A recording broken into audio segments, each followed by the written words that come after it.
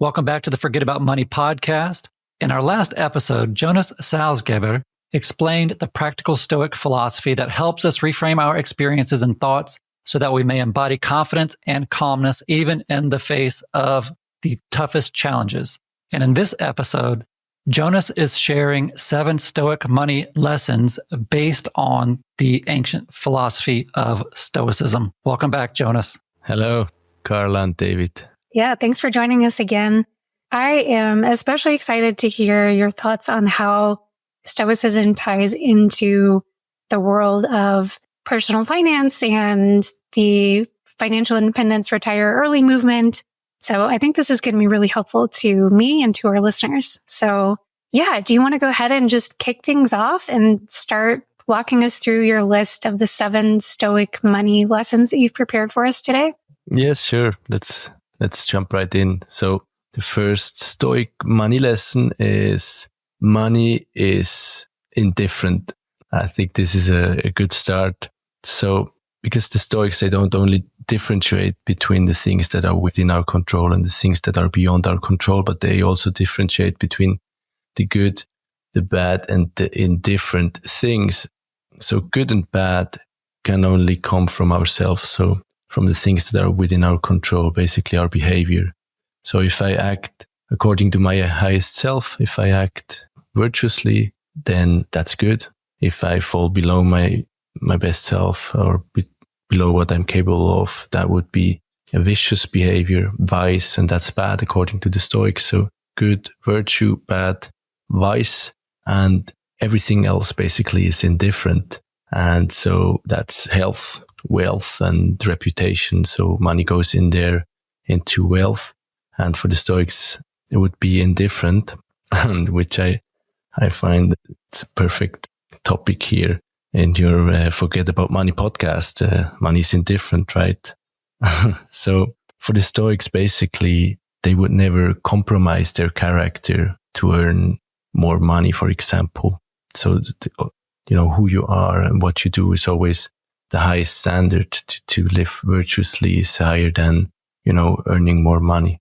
So they wouldn't compromise their character. And, the richness, true richness can only be found within, and they would, favor a work that suits your values, that's true to yourself, rather than work that earns you more money, which I find beautiful. And I also think it's important if we want to flourish in life. But of course, there's other ideas like in the FIRE movement, maybe that you would work 20 years in a job you don't like, and then you're free for the next 25 years and you get to live according to your values for the rest of your life. So there's that. So there's many options. Just generally for the Stoics, you're better off with less money, but with a work that's true to yourself. So that's the first Stoic money lesson. Yeah, I like that idea because it prioritizes how we think about it too. Like in a society where we are programmed to go to school, go to college, get a job that pays a lot of money, buy a lot of stuff, maybe you save some along the way. Our society really does revolve around money and the actions and the pursuit of it rather than the other way around. Yeah. Which is what you're saying. Money is the indifferent part. It should not be the leading factor of our decisions. No, I'm well aware that we need money in our society. I mean, we just need it.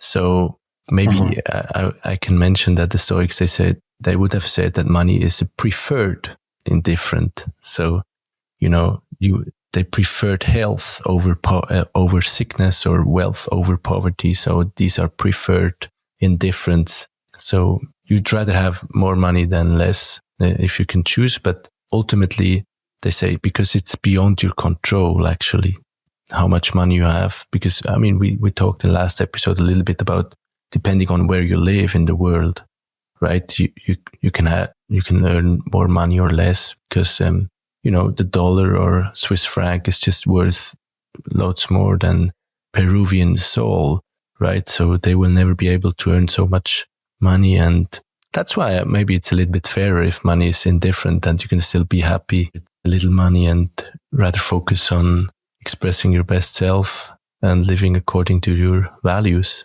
Yeah, I do think a lot of us in the FIRE community, we get so focused on finding a job that pays a lot so that we can do exactly what you said, save up for a lot of years and then buy our freedom down the road. But yeah, I do think there's so much value in finding a job that fulfills you and that does align with who you are and that you may never want to quit. I think that's a lovely goal to chase too.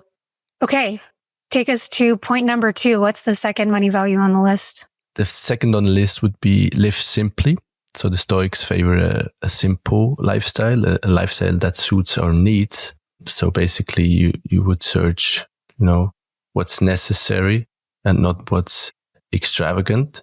And we might get there by eliminating desire rather than by satisfying desire, according to the Stoics. So they would say you can never get everything that you want, but you can want what you have, already. So you lower your desire basically and find the things that you need rather than the things that you desire for some outside purposes maybe. So that, for example, Musonius Rufus, he was a Stoic teacher, a real practical guy. I love his teachings. And so he said, clothes, they are here to protect the bodies and not to impress others, for example. And I think that's with many things. So that's the Stoics take, to live simply. But even within the Stoics or the ancient Stoic philosophers, there's been like Musonius Rufus or Epictetus, who were rather poor guys and teachers, and there was, but also Seneca and Marcus Aurelius. So Marcus Aurelius, he was the emperor of the Roman Empire. Seneca was a super rich guy as well. So they would have said, you can live well in a palace too without being corrupted, for example. So there's differences there, but generally you want to live simply and focus on what you need rather than shining bright with extravagance, for example. Yeah. Then the third Stoic money lesson would be count your blessings. We talked a little bit about it in the last episode. Rather than seeking new things, you want to count your blessings and ask yourself, how much would you like the things that you already have? And we said that, this can be material things, but it cannot even be, we said your hand, right? You can be really grateful to have your hand. And here, when it comes to money, I would say that maybe you can save some more money, and rather than spending, you can ask yourself, okay, do I need this? Or can I be grateful for the things I already have? And generally, I think the Stoic money lessons are pretty good for saving, because they tell you not to spend too much on things you don't really need, and our needs aren't so big, right? So we can save a lot. So that's classic Stoicism here when it comes to money, to save your money or be generous with your money and give it to others who maybe cannot be grateful for many things they have because they don't have so much. So maybe if it suits your values, you can, rather than buying yourself a new bed because you want a new bed, a bigger bed, you can say, actually, I'm really grateful for the bed I have. It's a good bed and I can sleep in it. And maybe others don't even have a bed or sleep on the floor or on the mattress, and maybe, I don't know, rather than buying a new bed for me, I'm going to buy, a bed for someone else. I don't know. So count your blessings. It's the third Stoic money lesson here. Yeah, that's a beautiful, beautiful sentiment. And I do think that is one thing we do pretty well in the FIRE movement, is encouraging each other to focus on bigger things that you want out of life instead of material things that you want in your life. So yeah, I think we do a pretty good job of that. There's always room for improvement, but I think that's one thing that the FIRE movement really does instill in people, is to think beyond stuff, try to build a life that's beyond just material things, because the amount of joy that they can bring you in life is pretty limited. Okay, take us to money lesson number 4. Money lesson number 4 would be practice temporary poverty. So I mentioned Seneca. He was a really rich guy. And the Stoics generally, they would practice what we call today, or what I call in the book, voluntary discomfort. where you voluntarily get into this or uncomfortable situations. And in theory, this is going to make you more comfortable being uncomfortable, basically. Trains your self-control and endurance. And one way to practice voluntary discomfort is the idea comes from Seneca, who says to practice temporary poverty, maybe because he was a super rich guy. And so he said to set aside a couple of days every month to live as if impoverished. So only cheap food or basic food and dirty old clothes. And just as if he didn't have any money. I think that's something we can practice, because it's going to be really an interesting experience. Maybe you can try to, spend only $5 a day for a week or so, or, just try to come up with an idea, maybe to live as if you didn't have a lot of money.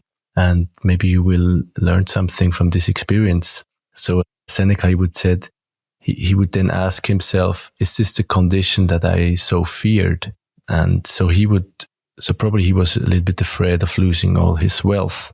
So he would practice this and learn that actually I could live like that. It's preferred indifferent to have all this wealth, but if I didn't have it, it's going to be, or it would have been okay. So yeah, and here we can be really creative, I find, and we might come up with a fun idea, and only soup for a week, or that's Stoic Money Lesson number 4. Yeah. Are there ways that you have implemented that in your own life, ways that you have found ways to sort of practice poverty or practice more deprivation than you have to have, that you would recommend to others? So I've been living really cheaply for a long time now. So actually I've been house sitting for a long time. So I love it. It's great. So I basically live in other people's houses who go traveling. Yeah, you probably cannot do this everywhere. So I don't pay rent, but I take care of their things and plants. Sometimes they have cats or chicken or I don't know. So I can save rent, and that's one thing. And it's moving a lot, but I've been living really simply. I don't have a ton of stuff. Maybe I have more than I need, certainly, but I don't have so many boxes of things. So I can move really quickly, just put the things in my small car and off I go. And of course, I prefer to stay in homes where I can stay at least 3 months, because otherwise it would be too much changing all the time. But I've been learning a lot thanks to these house sitting experiences. And I think it's been great to not have a fixed place I call home. So that's one thing I've been doing. There have been times where I didn't have a lot of money. So we saved a lot of money on certain things. But if you do it voluntarily, of course, it's another thing. So, but yes, we've tried this with Niels a couple of years back I don't remember the exact amount of money we wanted to spend, but only eat two meals a day and small meals. And so I find it a humbling experience, and it makes you more mindful of your spending. And, because some people, they will spend, they buy a coffee here, buy something there, a little spending here. Maybe they're not really mindful of it. So I find this really valuable to become more mindful. And that's generally with Stoic philosophy, what's really valuable, to become more aware of your behaviors and more conscious of what you're doing. And there's a great linkage between number 4 and number 3, because if you practice temporary poverty, you'll very quickly find a list of things that you can count your blessings for. Exactly. Absolutely. Yeah, that's very true. What's Money Stoic lesson number 5? So Stoic Money Lesson number 5 would be prepare for misfortune when life is going well. So the Stoics, they have this practice we call today negative visualization, where you basically foresee challenging situations happening in the future. Money related, that could be losing your job, or, not having a lot of money, or losing certain investments, for example, or certain projects not going well. And personally, I don't like negative visualization too much because I think that I'm the creator of my own reality and my thoughts will have an impact. They will or could manifest in real life. So I try not to think of too many negative possibilities. However, I do think it's really valuable to be aware that sometimes things go, those seem to go in a rather annoying or difficult or challenging way. So that it's possible that you lose your job when it comes to money, or the rent goes up, or things like this. So we want to be ready for more challenging times. So you want to prepare, and you can prepare, mentally, but you can also do some savings. So you will be able to support yourself in times of need. And what comes to mind is a beautiful fable from Aesop that I learned about in one of Donald Robertson's books. He writes about Stoic philosophy, and he knows so much more about Stoicism than I do, or just in a different perspective anyway. And so the fable is from a wild boar and a fox. So one day the wild boar was sharpening his tusks against the trunk of a tree when the fox came by, and the fox was famous for making fun of his neighbors. So he's laughing at the boar and said, "What are you doing? Why are you doing this? There's no danger in sight." And the boar replied, "Yes, that's true. But if the danger eventually comes, I won't have time to prepare." So the moral of the story is to prepare for war in time of peace, or prepare for the challenges when prospering. I think this is a good Stoic money lesson, to prepare for more challenging times, because otherwise we might, it will be really tough dealing with certain situations. But if we prepare beforehand, just mentally, but also maybe financially, to have something on the side, or so we can maybe even also help a friend in need, or help ourselves in need. I don't know what that prompts for you, but 3 things jumped out for me whenever he was saying that one. And that's emergency fund, insurance, and preventing lifestyle inflation. What did you think of that one? Yeah, I think those are all great takeaways. I certainly was thinking about emergency funds as well.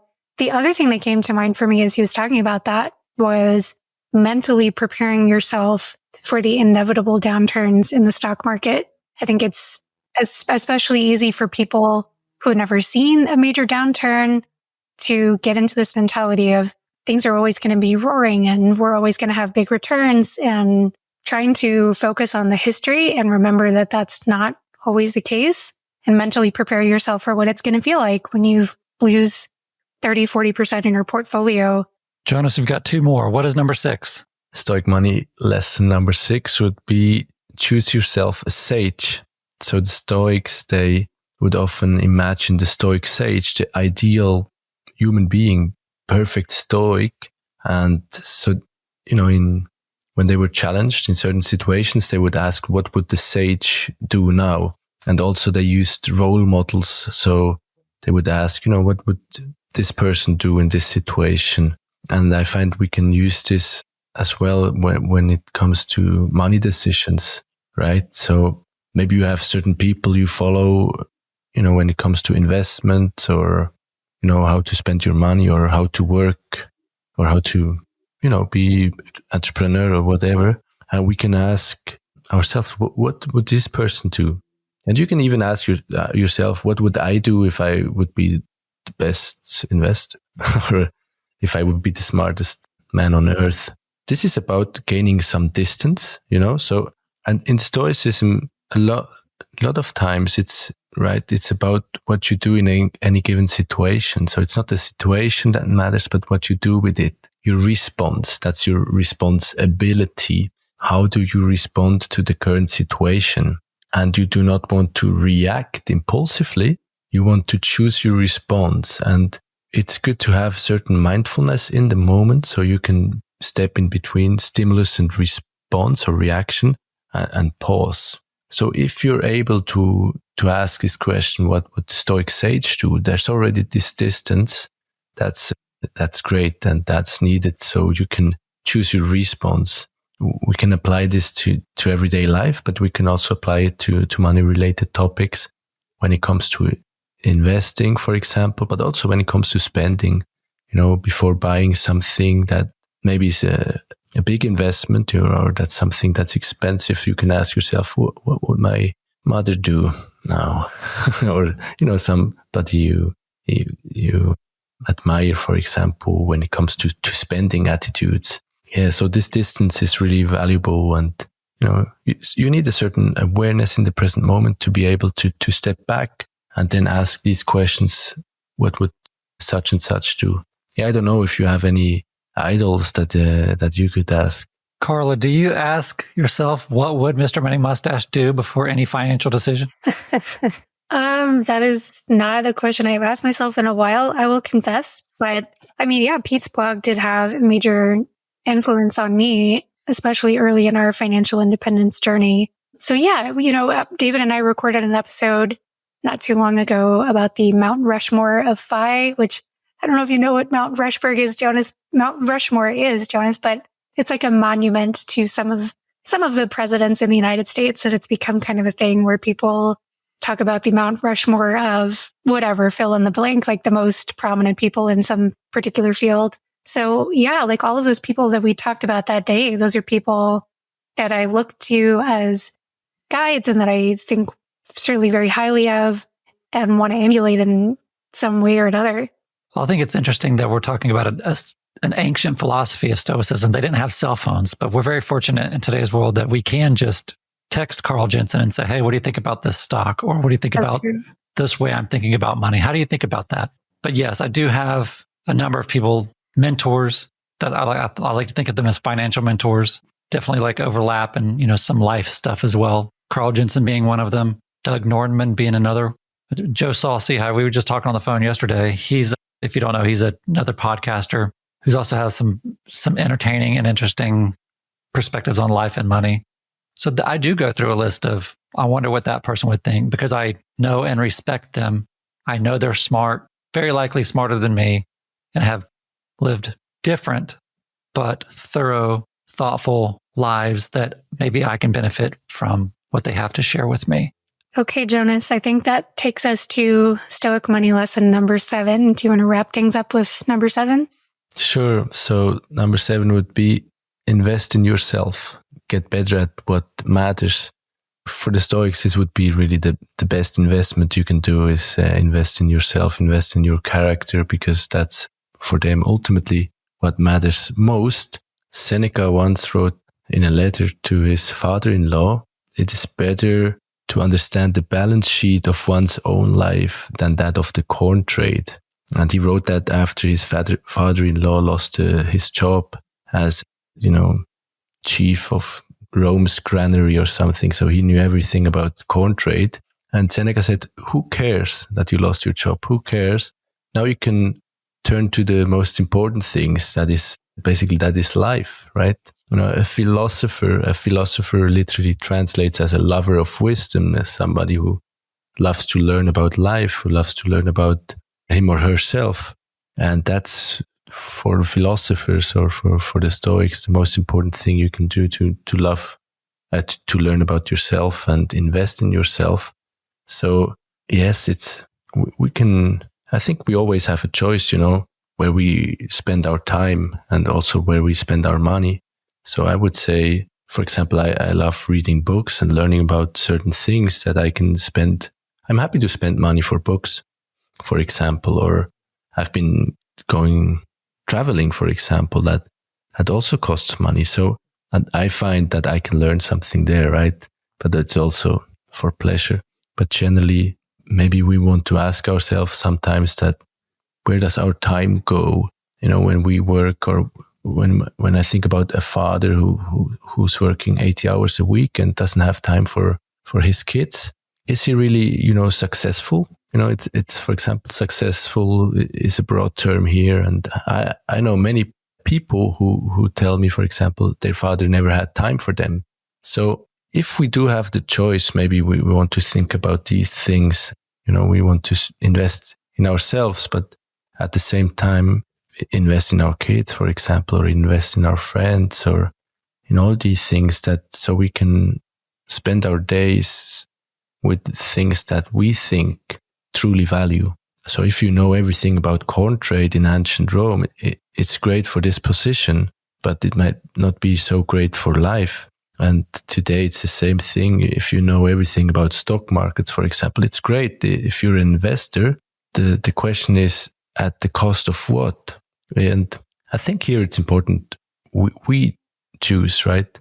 So for me, it's not so important. I don't know anything about stock markets. But I know a lot about Stoicism or other things that to others are not important. So each of us, we spend our days with things that we find important. Obviously, otherwise we wouldn't spend our time with these things. But sometimes I find that we could rethink our priorities a little bit, because we might drift in a certain direction a bit too much and forget about, what life is really about, or we might forget about life itself, that we can be grateful to live and smile and dance and sing and have kids and have friends. And so, I think we want to sometimes rethink our priorities and ask ourselves what does truly matter in life? Where do I spend my time? Where do I spend my money? Where do I spend my energy? So that would be invest in yourself, or invest in the things that you find truly valuable. Yeah, I think that's a beautiful way to wrap things up. And I love that idea of focusing on the balance sheet of your own life. And, everyone needs money, as we've all acknowledged in this conversation, and having enough to cover your basic needs is obviously so important in life. But I think once you've got that covered, moving to focusing on other things and making sure that you are living in alignment with your values and that you are being kind, living to your highest self. I just love all of those ideas so much. So this conversation is inspiring to me to focus more on those things and do some journaling and meditation. And actually, that is one thing that we were going to talk to you about today, Jonas, is the idea of journaling. You've touched on that a little bit in this episode and the last. So I wonder if you can talk about some journaling practices. Sure. So yes, I love journaling. And, I remember when you sent an email and asked me, what we could talk about. And so I started writing, here are a couple of things that I like: reading, journaling. And then I thought that sounds like a super bore. But anyway, I like these things and I find them really helpful and beautiful practices. So journaling, it to me has been tremendously valuable, because that just makes me more aware of countless things, it gets me, or I got to know myself better and made me more aware of, certain behavior patterns and all these things. So over the years, I've practiced various, different practices when it comes to journaling. And the one I have in the book is the good, better, best journaling practice. So basically, at the end of the day, you ask yourself, what went well today? What did I do good? The second question would be better. So what did not go so well? What could you do better? And the third question would be best. So what could I do in order to more consistently express my best self? And I did this practice for over a year, or for almost years in total. But at some point I was really fed up with, always better. Why? It's good enough now. So anyway, I find it a great practice to become more aware of what you do throughout the day, because this works in somewhat magical ways. If you ask me, that if you write down things that went well in the evenings and things you could improve, the next day when certain things happen, you will already be here awareness. Oh, this is going to be something that I did well, or that I could improve, because I could go either way now, because it's now a chance to go this way or to go that way. So I find that journaling generally, but with this practice, good, better, best, makes you more aware throughout the day, which is almost a prerequisite if you want to consciously choose your behavior or actions in everyday life, if you want to respond according to your best self, right? So that was a practice that I loved for a long time. but I've stopped doing because I've had enough of this practice. I don't always need to be better. So now I recommend, in Stoicism, we have the meditations from Marcus Aurelius. And basically what he did was just write things down in the evenings. I say, just do this, do your own meditations, just write things down, what's bothering you, what's been challenging, how could you, what could you do, what could you have said, why did it bother you? You will get to know yourself better over time when you self-reflect. And for me, journaling really helps because I cannot do it just in my head. I will just turn in circles. But as soon as I put it into or on the page, I get ahead. But the same thing happens when I talk to people. So you can talk to your partner, and share your challenges. Basically, that's another form of self-reflection. It's like therapy, basically. And self-reflection is like therapy you do with yourself. You're your own therapist, basically. So yeah, I would say just write anything. Just start writing and be with yourself and your thoughts and put it on the page. And if you don't know what to write, people tell me, hey, I don't know what to write. I tell them, yeah, just write this. I don't know what to write. What should I write? I'm thinking. And then it will come automatically. And over time, you will obviously get better at just starting to write the things that are in your head. Basically, get the things out of your head and on page. And then I find when you have a certain problem, something that's, annoying or challenging, as soon as you write it down on page, it diminishes. It's like going away because it's somewhere else and you get some clarity and you gain some perspective. And yeah, I don't know exactly how, but journaling works wonders and that's beautiful. I love that so much. And one of my big takeaways here is the power of doing it at night. This may sound like a reach at first, but I think maybe this will be helpful to some folks. So I play the piano, and one thing that I've always noticed is if you practice a passage or a section of a piece that you're really struggling with just before bed, there is some sort of magic that goes on at night, and your brain is like, oh, I think I understand what you're trying to get my hands to do here.